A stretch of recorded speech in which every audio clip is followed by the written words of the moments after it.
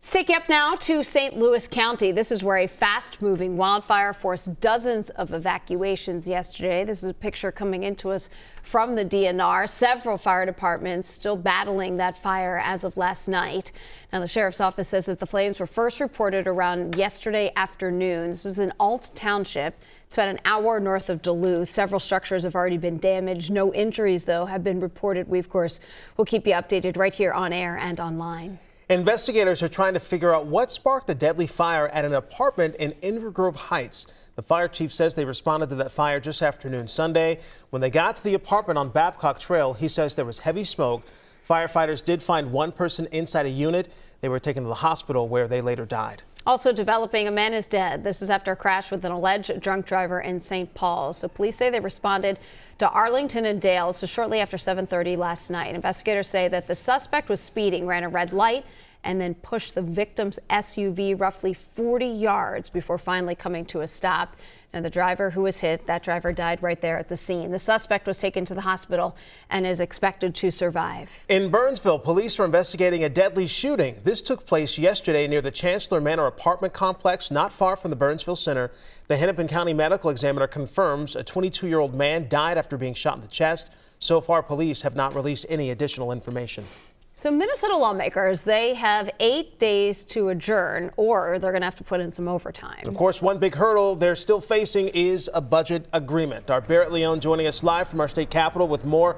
Because, Barrett, we heard from you about the GOP's ideas to avoid that $6 billion deficit. What's the plan from Democrats? Yeah, well, DFLers want popular social media platforms to pay up. They believe that these companies should be paying a premium for profiting off consumer data. They believe it's a move that would help stave off that $6 billion budget deficit the state is facing. But of course, not everyone is on board. Now, this move, it would require companies with more than 1 million users to pay 50 cents per person on its sites, plus $165,000 monthly.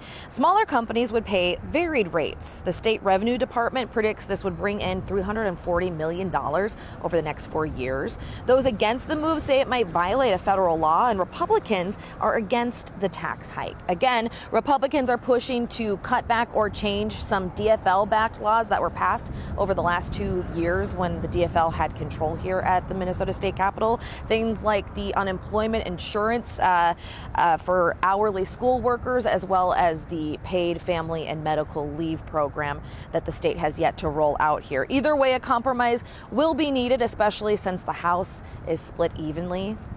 Final session, May 19th, that's when session needs to wrap up. So crunch time is definitely here. All right. 8 days to go, and we'll stay on it. Barrett, thank you. Speaking of your money, the Department of Education is once again trying to collect federal student loans in default.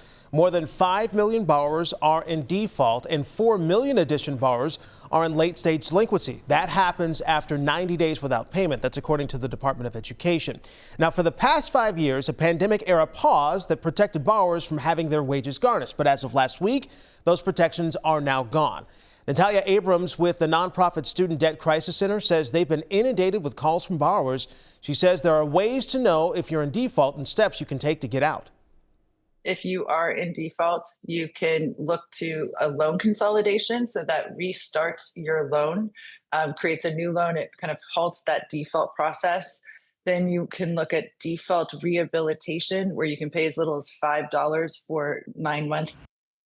Now, what default rehabilitation does is it pulls the loans out of that default status. Abrams says you should visit studentaid.gov to see what program you're in and to see how far you've made it into that repayment plan. But again, that's going to affect a lot of people moving forward, Heather. All right, AJ, thank you. It's a big day over at St. Paul Public Schools, because Dr. Stacy Stanley begins her first day as the superintendent. So she'll start out the morning at Murray Middle School, and she'll head on over to Mississippi Creative Arts. This is where she will meet with students, parents, and staff. Dr. Stanley has served as a teacher, principal, director of curriculum, associate superintendent, and superintendent of Edina Public Schools. She's a native of St. Paul and says she's an advocate for creating safe spaces of belonging for every student.